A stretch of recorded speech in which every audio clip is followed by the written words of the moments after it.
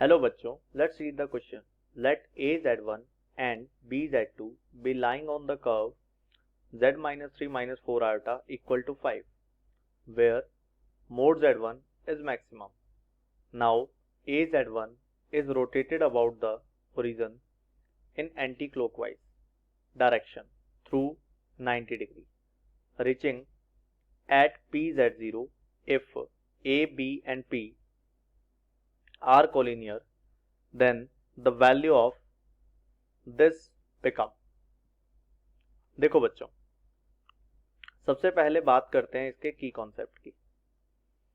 तो इसके की कॉन्सेप्ट के अकॉर्डिंग मान लीजिए आपको कोई वैल्यू कुछ इस तरह से दे रखी है z minus alpha equal to R. तो ये जो इक्वेशन है वो एक सर्कल को डिनोट करती है. इस सर्कल का जो सेंटर है वो तो आ जाएगा अल्फा, ठीक है, और जो रेडियस है वो आ जाएगी आर. ध्यान रखिए अल्फा एक कॉम्प्लेक्स नंबर होगा, ठीक है. चलिए सॉल्यूशन करते हैं. अब सबसे पहले हमारे पास गिवन इक्वेशन, सबसे पहली चीज है गिवन इक्वेशन. तो वो गिवन इक्वेशन है mod of z minus 3 minus 4 iota equal to 5. मैं इसको लिखूंगा, क्या लिख सकता हूं, z माइनस कॉमन आ गया, यहां बचेगा 3 प्लस 4 आयोटा इक्वल टू 5. मतलब कि ये हुआ कि this is a equation of circle. ये जो इक्वेशन है वो क्या हुई, एक सर्कल की इक्वेशन हुई. तो अगर सर्कल की इक्वेशन हुई तो इसका जो सेंटर है वो तो आ जाएगा 3 प्लस 4 आयोटा, ठीक है, और इसकी जो रेडियस है वो आ जाएगी 5. ये इसकी रेडियस है. चलिए अब अपने को पता है कि सपोज ये हमारे पास एक सर्कल है, ठीक है. इस सर्कल का ये जो है वो सेंटर है कितना, 3, 4. अब ये वाला जो सर्कल है वो ओरिजिन से पास होगा, जैसा कि आप देख सकते हैं. तो ये जो सर्कल है वो एक ओरिजिन से पास होता है. ये पॉइंट हो गया 0, 0. अब आपको बोला गया है कि Z1 जो है वो मैक्सिमम है, मतलब Z1 का जो मॉडुलस है वो मैक्सिमम है. Z1 का मॉडुलस मतलब क्या हुआ, Z1 की ओरिजिन से डिस्टेंस मैक्सिमम है. तो क्या मतलब है, देखिए, if mod of Z1 is maximum, तो इसका मतलब क्या हुआ, distance of Z1 from origin is maximum. इसका इनडायरेक्टली मतलब ये हुआ. तो अगर ये मैक्सिमम है तो मतलब Z1 is and point of diameter,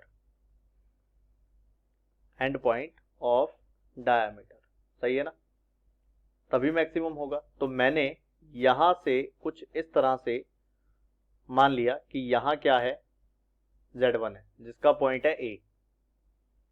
आप देख सकते हैं ये एक डायमीटर है तो मैक्सिमम ही होगी ये वाली लेंथ, इससे ज्यादा लेंथ नहीं हो सकती, ठीक है.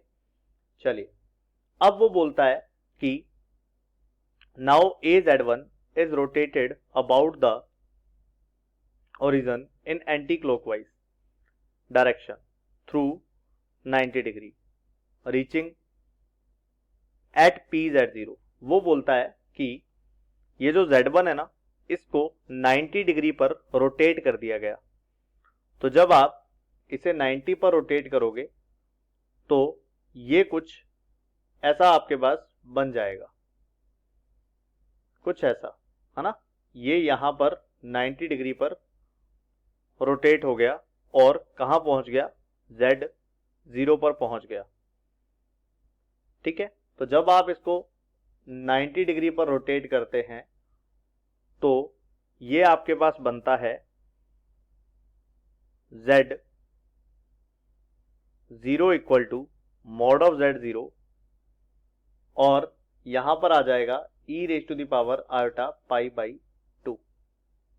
ठीक है, तो कुल मिलाकर इसकी जो वैल्यू है वो हमारे पास आयोटा आती है।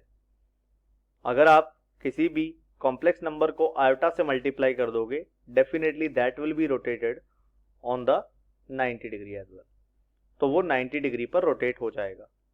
ठीक है, तो यहां से मैं वैल्यू निकालता हूं। सबसे पहले देखिए, अब Z1 की जो वैल्यू आएगी वो क्या आएगी, ये अपने पास सेंटर हो गया O। ठीक है, इसको मैंने मान लिया क्या, इसको मैंने मान लिया सपोज, चलिए मैं एक काम करता हूं, इसको OP ले लेता हूं ना, और इसको ले लेता हूं O। तो मेरे पास जो OP की वैल्यू आई है, OP के लिए जो कॉम्प्लेक्स नंबर बना वो बना 3 + 4 आयोटा, और इसी के हिसाब से जो मेरे पास OA बनेगा, OA वो बनेगा डबल इसका।